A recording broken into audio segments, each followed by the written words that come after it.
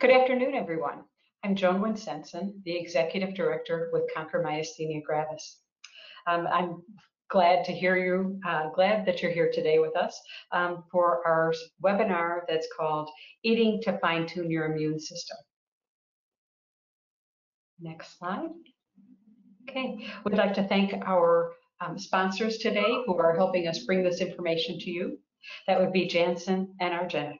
Close the door, Natty.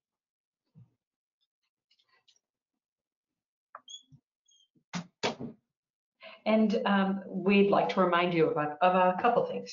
First, that each person's experience, as much as your experience with myasthenia gravis varies from person to person, so too is your medical situation unique. And this webinar is not a replacement for medical advice. And please keep in mind that today's, the views of today's speaker are not necessarily, they don't reflect an official position of Conquer Myasthenia Gravis. One other point, today's conversation is about nutrition and the immune system in general. So questions about medication and MG treatment, those should be taken up with your doctor. Okay, today our speaker is Danka Lekovic. She's a certified personal trainer and certified nutrition coach. Welcome, Danka. We're really glad to see you today and to have you here. Thanks for having me. You're welcome. Before you get started with your presentation, I'm going to just recap for the people who are online. When you registered, you answered a handful of questions. So if we could go to the next slide, I want to share with you a little bit of how the group overall responded to those. Our first question was, how much control do you think you have over your immune system? The answers were all over the board, from none, it's on autopilot, to a little, to a lot, to almost a quarter of us saying, I don't know the answer. Well, I think we can agree that it's a complex topic, and we still have a lot to learn. If you want to learn more, I invite you to a seminar that we'll have in November. That's when a neurologist, Ryan Jacobson from Rush University Medical Center, will be back during this time frame to talk about autoimmunity. This session is called Tell Me About Autoimmunity. So I look forward to that. And next slide.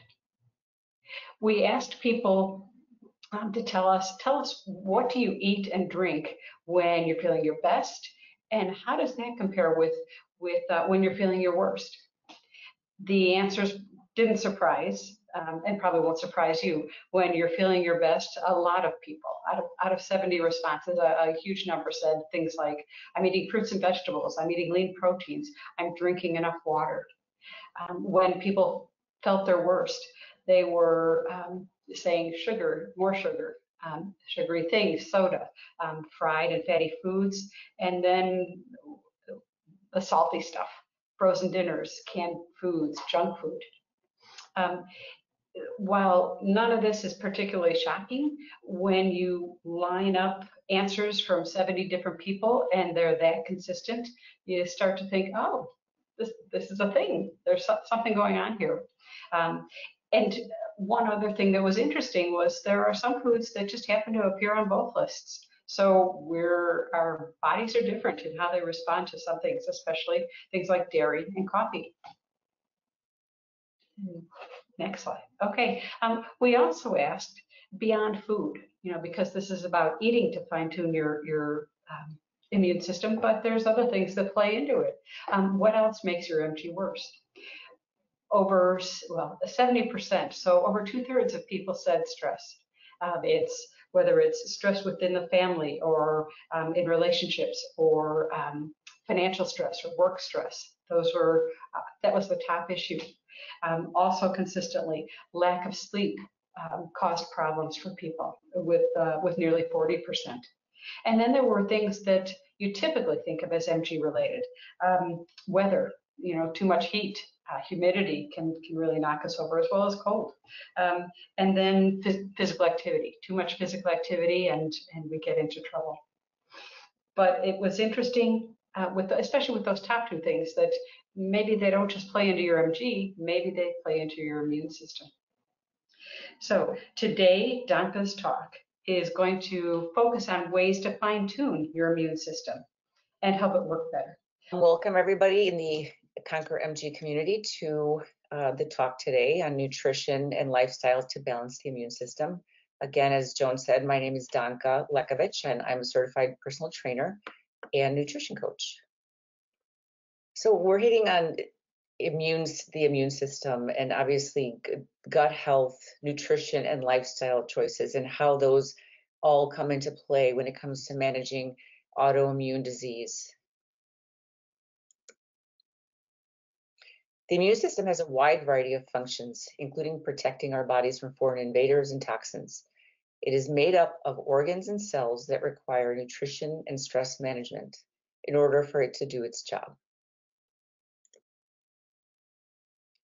Individuals with MG need strategies to control their autoimmune disease. So you need the immune system to work smarter, not harder, not necessarily in overdrive. You want it to kind of strike a balance. So you want it to attack invaders, but not healthy cells.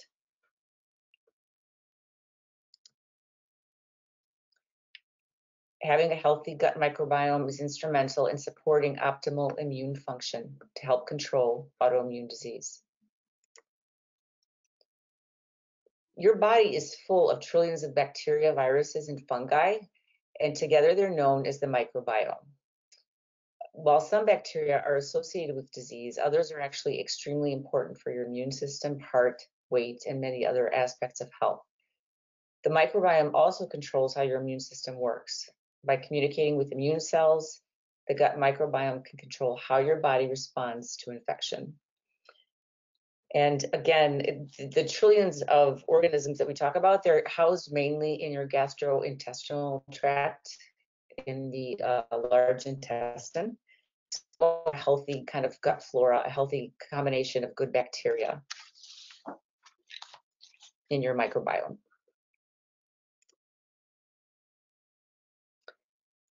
The gut barrier, which is the innermost layer of your large intestine, performs the essential function of preventing passage of harmful microorganisms and substances into the body while enabling the absorption of dietary nutrients.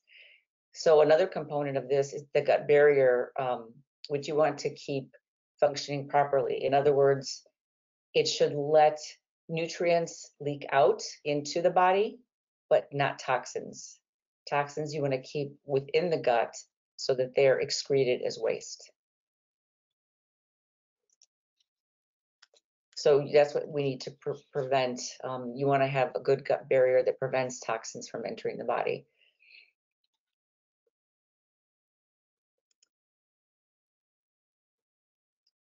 And our gut actually houses 70% of our immune system. So it makes sense to eat foods that ensure that it operates optimally.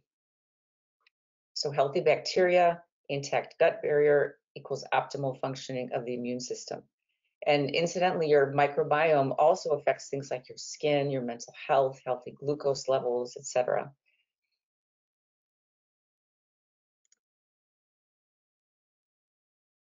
So eating a diet that is rich in whole, unprocessed foods, including quality protein, high fiber vegetables and fruits in a variety of colors, whole grains, and healthy fats is what the aim is. And just briefly defining a whole food versus an ultra-processed food. Whole foods are unprocessed or minimally processed as close to their natural state as possible.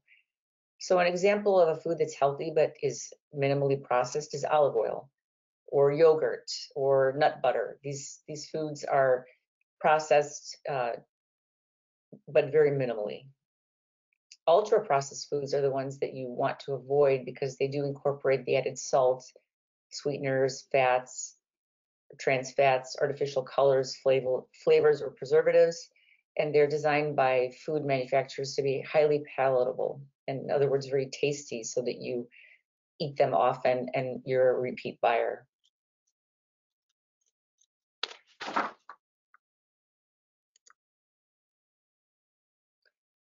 So you want to basically choose vegetables and fruits, seeds and nuts, healthy fats, whole grains, beans and legumes, lean meats, and fatty fish. I think we saw that in the question answer part of the registrants, people felt better when they were eating this category of foods. So anecdotally, you can already see when you're eating the foods that you should avoid, you don't feel well. When you're eating foods that are good for you, you feel better. And again, avoiding those processed, highly refined foods, sugars, as well as artificial sweeteners in your food and beverage. And actually, artificial sweeteners disrupt the gut microbiome function. Trans fats, vegetable oil, hitting also on lifestyle alcohol consumption. You want to keep to a minimum or zero. Cigarette smoking. Also, if you're a smoker, consider perhaps reducing the amount of cigarettes or quitting altogether.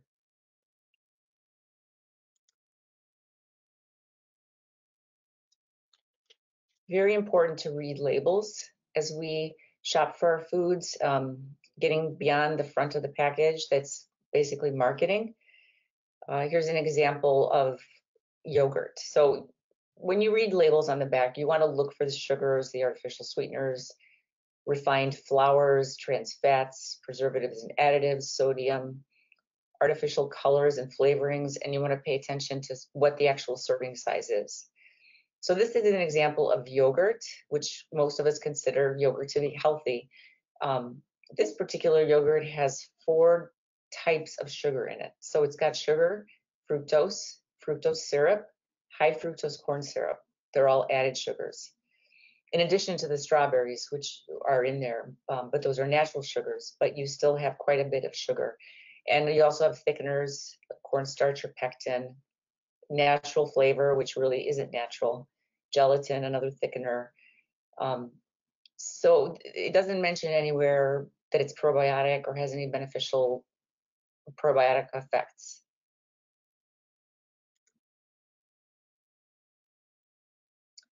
Another example is, again, looking at the front of the package, you're looking at something that says 12 grain and seed bread, no high fructose corn syrup. But what it doesn't mention on the back is the first ingredient is actually refined flour. It is not whole grain wheat flour. It doesn't have high fructose corn syrup, but it has 4 other different forms of sugar: brown sugar, honey, raisin juice concentrate, and molasses. It also has trans fats in it, preservatives. So really not a healthy choice at all, although it seems seemingly innocent. And then a couple of alternate choices of products that I kind of deem to be minimally processed and clean. And this is an example of the Faye plain Greek yogurt. If you look at the ingredient list, grade A pasteurized milk and cream, live active yogurt cultures. So this is actually a yogurt with live active bacteria in it, and it just has simply milk and cream. The sugars that are in it, those are naturally occurring from lactic acid, and it's also high in protein. So this would be a much better choice. Then an example of a bread that is truly whole grain bread. This example is Ezekiel Bread. Some of you may or may not have heard of it, but it is widely available at Whole Foods, at Trader Joe's. Locally here, we have a Jewel that sells it, but it is really quite widely available. And it is just simply comprised of organic sprouted grains and legumes. It's got fresh yeast and sea salt. So this is really essentially a pretty clean, healthy version of bread, healthier, better choice, unless you have sensitivities to some of these things. But okay, so another thing to kind of keep in mind in feeding those gut bacteria, you want to choose probiotic rich foods. Some examples are the better well-known one, unsweetened yogurt, cottage cheese or kefir, sauerkraut or kimchi, tempeh, which is fermented soy or grain, miso paste, kombucha, oil cured olives, also pickles, and any other type of vegetable that is fermented. They're all rich in the good bacteria. When choosing those foods, you want to look for foods that are refrigerated. The good bacteria actually need to be chilled to survive. Higher temps actually kill them. So you want to make sure it's a refrigerated product, that it's also naturally fermented, and that the label does say that it's probiotic, naturally fermented, and has live active cultures in it, as well as being unpasteurized. The pasteurization process actually kills beneficial bacteria. Also raw, and you want to make sure that it has vegetables in it that are, or foods that are made from the best raw ingredients, namely organic, non-GMO, locally farm produced. Any of the shelf stable items like olives or pickles, they're not fermented, they're not probiotic, they're basically processed with a vinegar solution, and they may have preservatives in them as well. So those are not foods that are going to give you probiotic benefits. And just like with anything, starting anything new to your diet, you want to start with a small amount and increase as tolerated. And if you've had perhaps a recent hospitalization or flare up, you may want to consult your physician before you start probiotics.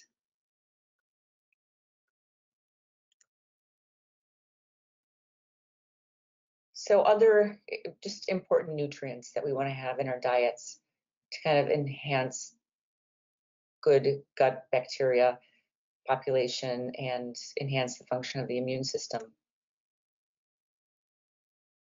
Vitamins A, D, B6, folate, and B12, copper, iron, selenium, and zinc have all been associated with helping immune function.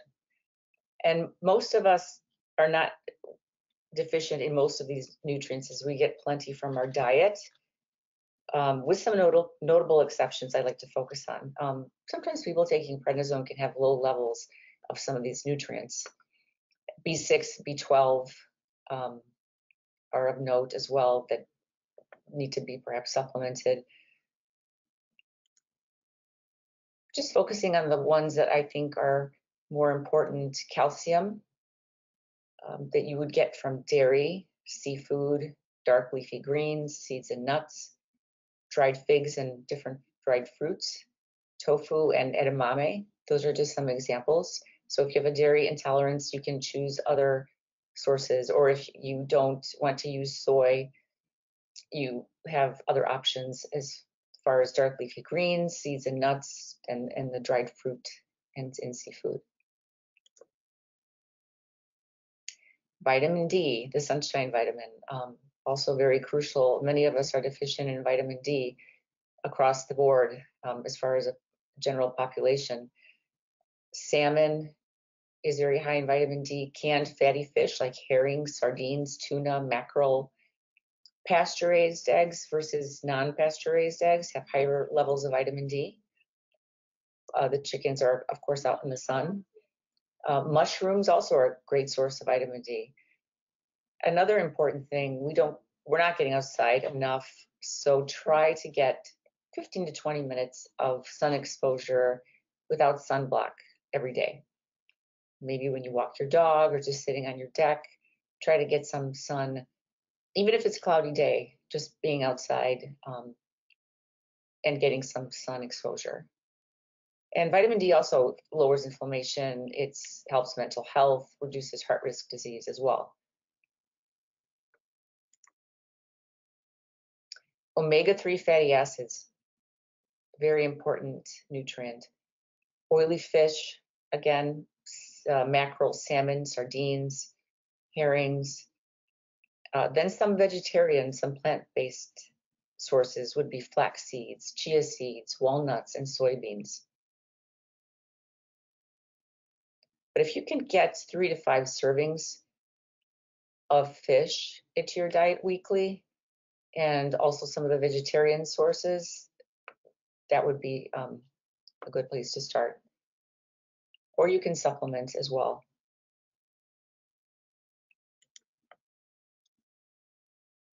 Selenium, another important nutrient, it's a really powerful antioxidant.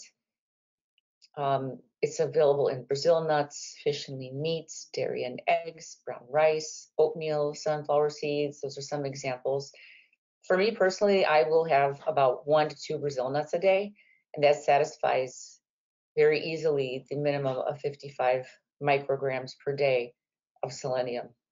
And just a note about that, if you're going to use Brazil nuts as your dietary source, don't go overboard because you can become selenium toxic, and you don't want to do that. But again, selenium, it lowers risk of cancers as well. It's a really powerful antioxidant. So another strategy would be eliminating toxins from your body to keep your gut barrier function healthy. That gut barrier can't work well when there's toxic overload in your body. Nothing can. So just to keep things running as efficiently as possible, you don't want to introduce stressors into your digestive tract.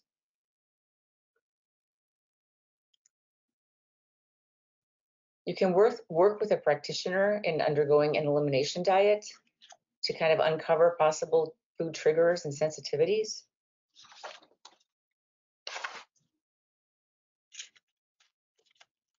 And basically, it's a plant-based,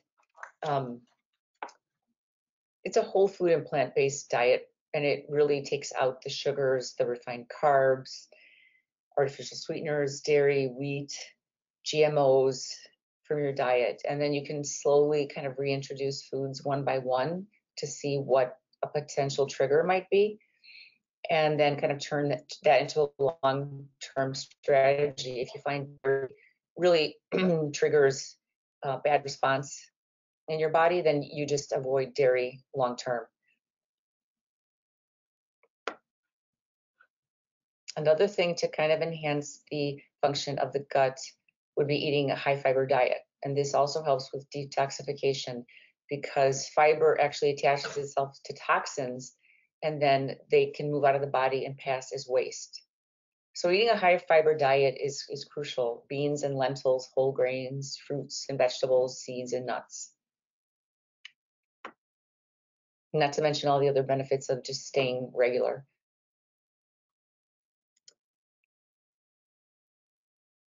Sulfur-rich foods, also really important to reduce that toxin load.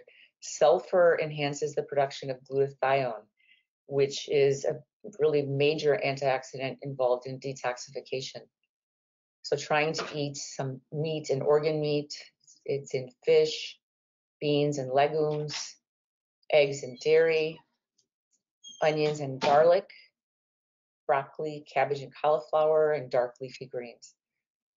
And you can see that there's a lot of overlap in these foods. Dark leafy greens, fish, eggs, beans, and legumes appear on multiple lists. So you will get a multitude of nutrients eating these foods. Staying hydrated, drinking plenty of filtered water, at least half your body weight in ounces daily. That helps flush toxins out as well. And make sure it's quality water, that you use filtered water. Then also in response to what the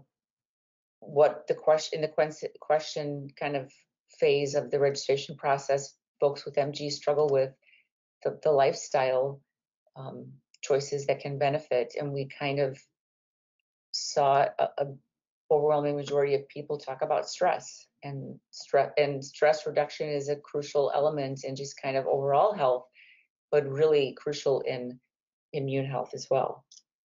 So lifestyle plays a big role, and you have to kind of find what calms you. Research has shown that chronic stress does affect overall health, autoimmune health. So it's important to mitigate levels of stress. So incorporating daily strategies into your life, forest bathing, for instance, yoga, meditation, breathing, and journaling, And actually on the Conquer MG YouTube channel, there's a great video by Jill Crockett. She's a yoga teacher, and she really gives great guidance on breathing and mindfulness. That would be a great resource to help anyone starting out.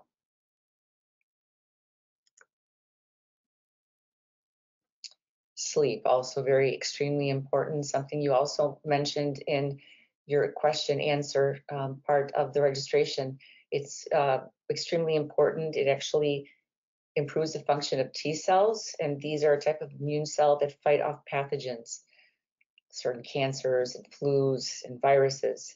So of course, sleep really affects the immune system, but also mood, memory, cognition, blood sugar levels, not just immune function. So it's important to get as much sleep as you can.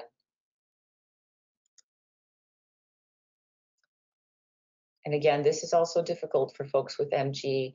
When we talk about exercise, it's definitely instrumental in reducing stress and inflammation in your body and improving immune function and gut health.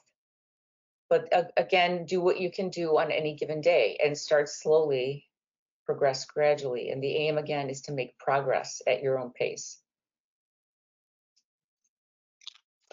And another great video, another great resource on the Conquer MG YouTube channel, Julie Hossack is a personal trainer that has a great video on starting an exercise program for people with MG. Another good resource. And again, it doesn't have to be in a conventional setting. You don't have to go to the gym. You just have to stay active. Gardening, yoga, walking are ways that you can kind of keep moving. And another component that I think is really important is socializing and maintaining good social connections. Getting the support of friends and family is also really tremendously beneficial.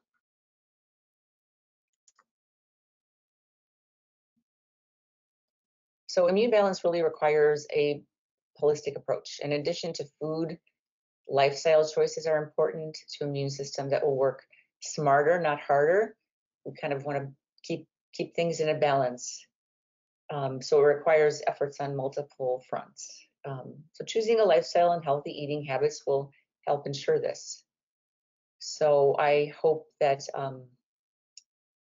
I've given you guys some useful information today from this talk. And if you have any other questions, I'm happy to answer them. Thank you.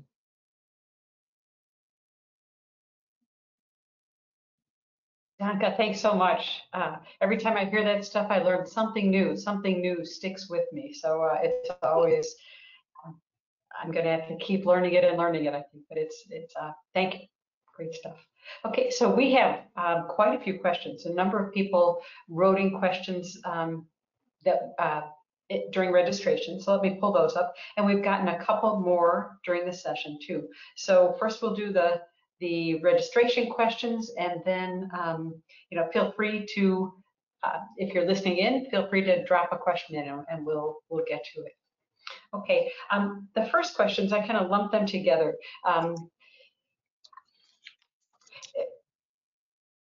So I'll read them together. Okay, so when on chronic immune suppressant therapy, what immune boosters should we stay away from?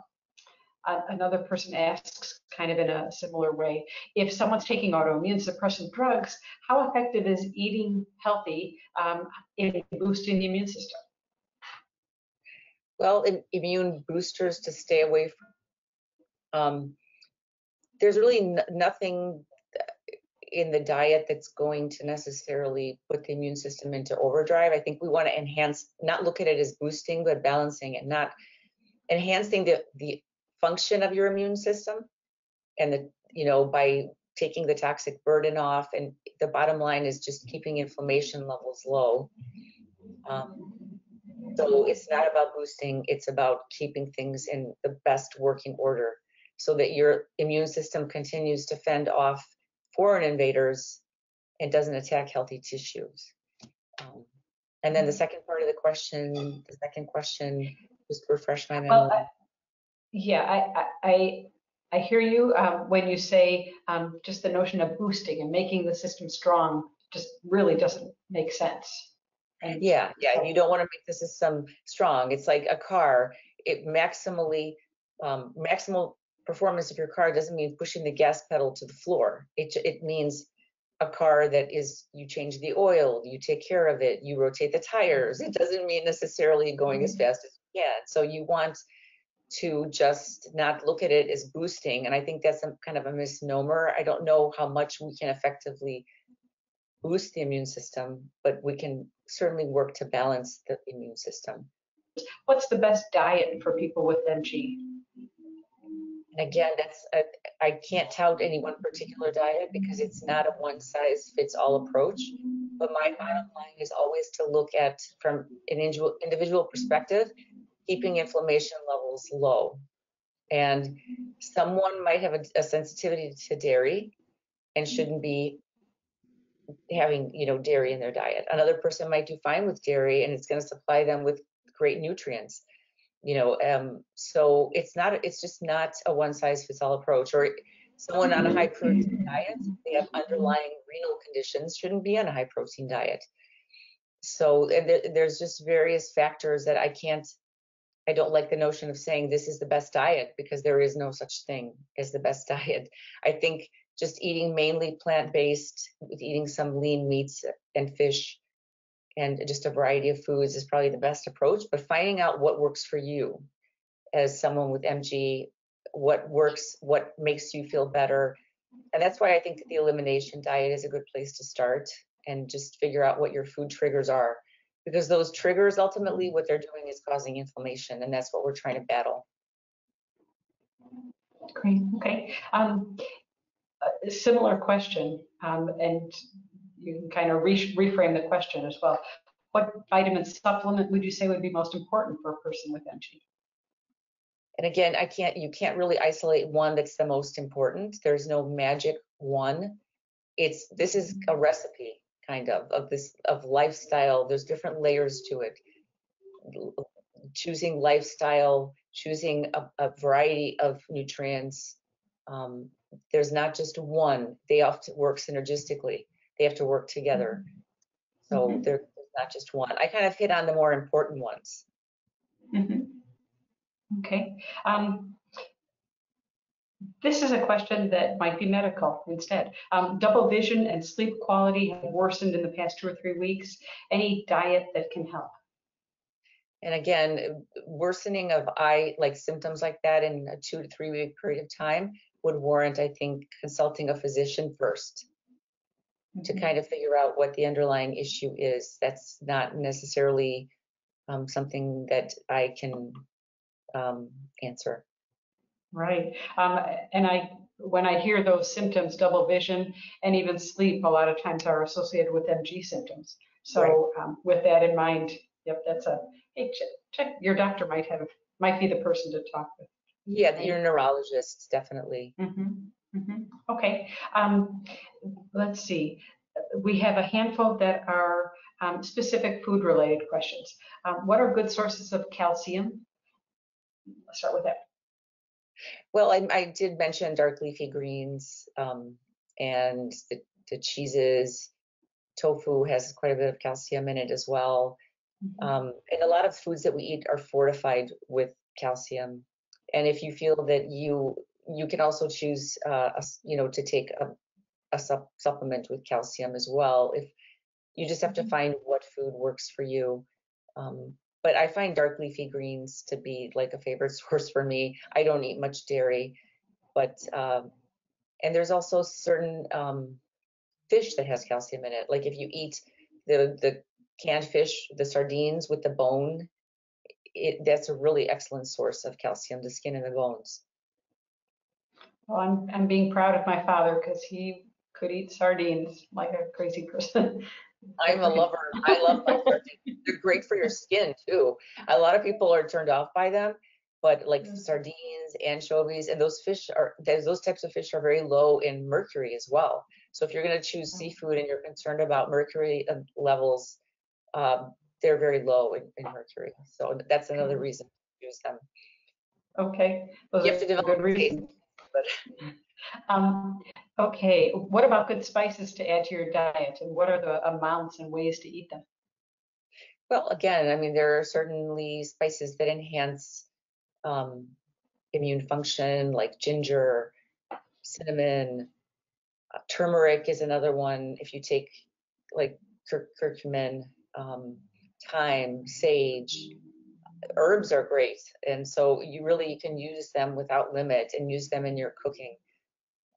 For anything to like using it in your salad dressing, putting it in your soups, just different ways. You can put some herbs in your smoothies if you'd like. You can certainly put cinnamon, you can put ginger, things like that, incorporate them into smoothies. Okay. Does dairy cause inflammation? Well, I mean, to some degree, all foods that we eat will cause a certain degree of inflammation, but you don't want, I mean, it does in some people cause higher levels of inflammation than in others. So you want to kind of assess that, and you can eliminate, if dairy is something that potentially you think might be a problem for you, eliminate it from your diet and then reintroduce it at a later date and see how you feel. See how you feel once you're not taking dairy, and then reintroduce it slowly and see if it's causing you any symptoms. What kind of time period would you be thinking about? Well, I would say at least at least 30 days of not being on dairy. Okay. But again, if you want to do it formally, it's good to work with someone that can guide you through the proper elimination diet. Okay. Let's see. Best foods to mix in smoothies for immune system health. Again, any of those foods that we mentioned, you can put into smoothies. I would avoid sardines in your smoothies, but we could do like nice protein powders. Your dark leafy greens you can put in there. Yeah. Even if you're not a fan of mushrooms, you can do dried mushroom powders. You can just add, like I said, even some herbs if you'd like, but ginger is great to put in smoothies. I like putting all nut butters in there, just a variety of things. Berries are great, like your high antioxidant berries like blueberries, raspberries. Bananas are great to put in. A lot of kale is good. If you have an issue with chewing it and you want to eat it raw, you can put it in a smoothie, and it's much easier to eat that way. Good. Okay, and I'm gonna just pop in with one thing. When we said immune things to stay away from, or that could cause problems with your immune system, the only one I know of is grapefruit, and that's because on specific medications, it can either make them more intense, crank them up, or weaken them just because of an enzyme that's in grapefruit. So for some MG medications like cyclosporine or tacrolimus, those will have built-in, those will tell you, your doctor will tell you, or the medication will tell you to avoid grapefruit. Are there good protein powders? That's also another complicated question. Yes, there are good protein powders, and you, again, the way you read nutrition labels, you want to read a protein powder label and look for the fewest amount of ingredients. You want to make sure it's not sweetened with artificial sweeteners, which many of them are, and have other fillers in them. And I kind of like to calculate the serving size and protein content divided by serving size. Like if it says it's got 25 grams per serving and a serving size is 30 grams, you want that percentage to be about 80% protein. So you would take, 25 divided by 30, whatever that is, or you want a range of about 80%, which means it doesn't have many fillers in it, and it's pretty clean product. But it's really, that's helpful. Yeah, like vegan proteins inherently are going to be a little bit lower in the protein content, but they also are inherently higher in sodium, and that may be something that if you're paying attention to salt levels, you want to take note of. They can be, whey protein has very little sodium, where protein powders per serving can have up I've seen 400 grams of sodium in one scoop of some vegan protein powders. So be mindful of that as well. So read your label. Read your label, really be educated. Don't trust the food manufacturers with your health. Okay. All right. I'm looking to see if there were any other questions that we could address today. I'm just going to toss out one more question. A couple of people mentioned in the registration that they're struggling with sugar addiction, eating to reduce foggy brain, hungry in the middle of the night, or a comment was, I'm always hungry. You talked about that at a prior webinar, but could you kind of recap ways to ease hunger? Well, again, those are craving, craving, whatever the right word is. Really tough because they're basically, you're accustomed to, when you eat those certain foods, your body reacts by giving you dopamine. It's a reward system, and your body seeks it. So it's really a tough thing to do. So you have to just try with small changes and instead make other choices. And I know that's a tough thing to do, but start small and start maybe with, choosing a high fiber instead of a cookie, high fiber food that's sweeter, maybe an apple.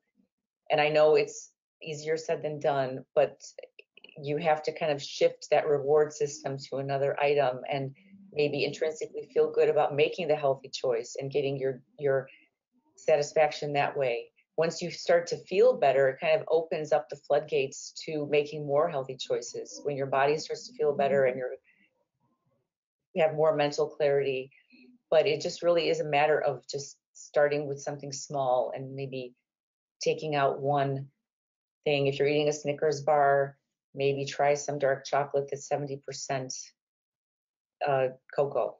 So you don't want to take the chocolate away from you completely, but maybe just make a healthier choice with the type of chocolate. Okay, and one more question from the group, and then we'll wrap it up. Should dairy-sensitive people use whey powders?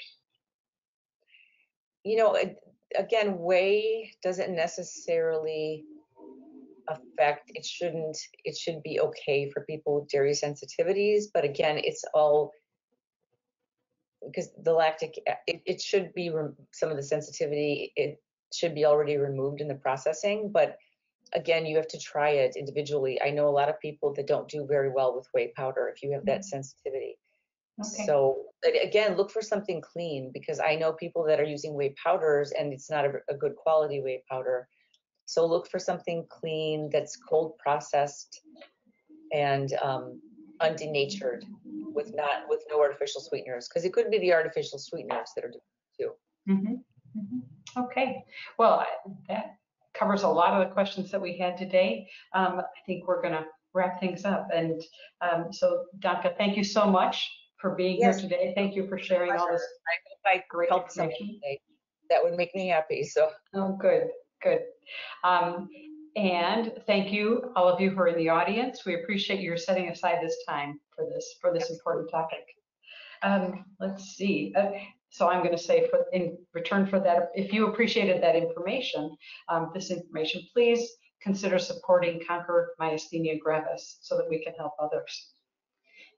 And if you'd like more information about myasthenia gravis, visit our website at www.myastheniagravis.org. Have a great afternoon, everybody. Yes, have a great afternoon. Thank you. Thanks.